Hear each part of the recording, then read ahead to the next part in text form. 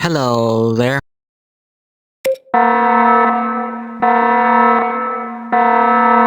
What's up, my Vibradroid Seekers? Today we're going to be watching Sam O'Neill Academy, but this time this is about the siege weapons of the medieval era, or creative weapons of the medieval era if you look at it at the top left screen. This video was made in October 31st, 2016. So if I'm right, 2016 and today's 2023, it would be 7 years ago because 6 plus 7 is 13. So yeah, 2016 and minus, well, add up to 7 would be 2023. So yeah, anyway, let's go.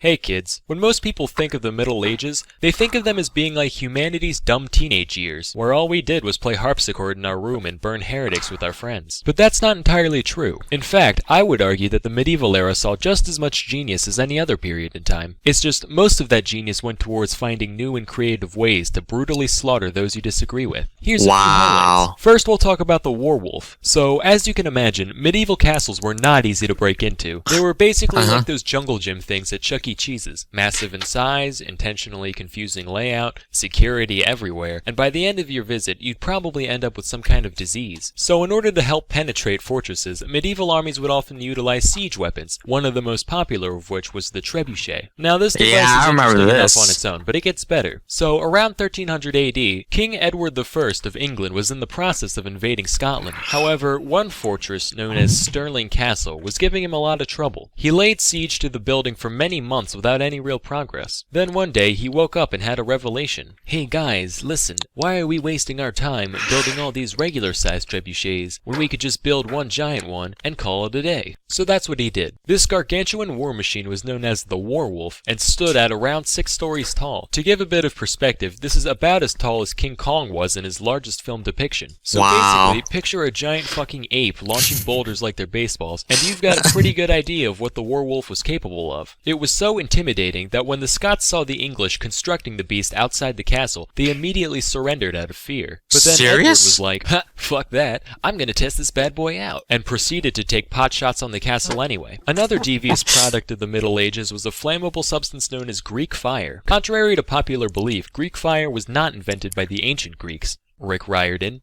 you lying prick. It was actually invented in the 7th century AD by the Byzantines, who happened to inhabit Greece at the time. Historians still don't know exactly what it was made of, but they do know that it acted a lot like napalm. If you got what he says, he's saying that because you see, many years ago, it wasn't invented by the Greeks, because you see what he said, you're something about the Byzantine Empire. The Greeks was inhabited and also was controlled by the Byzantine Empire.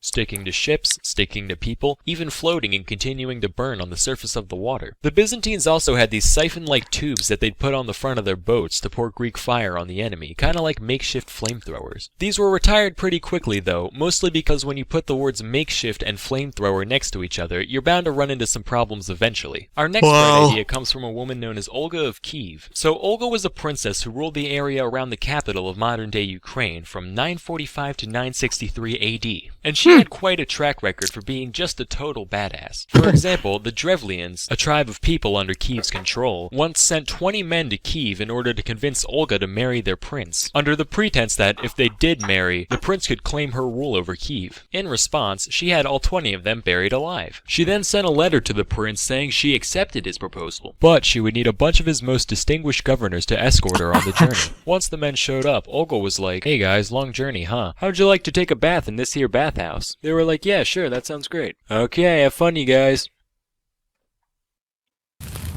What? Man, it's like a sauna in here.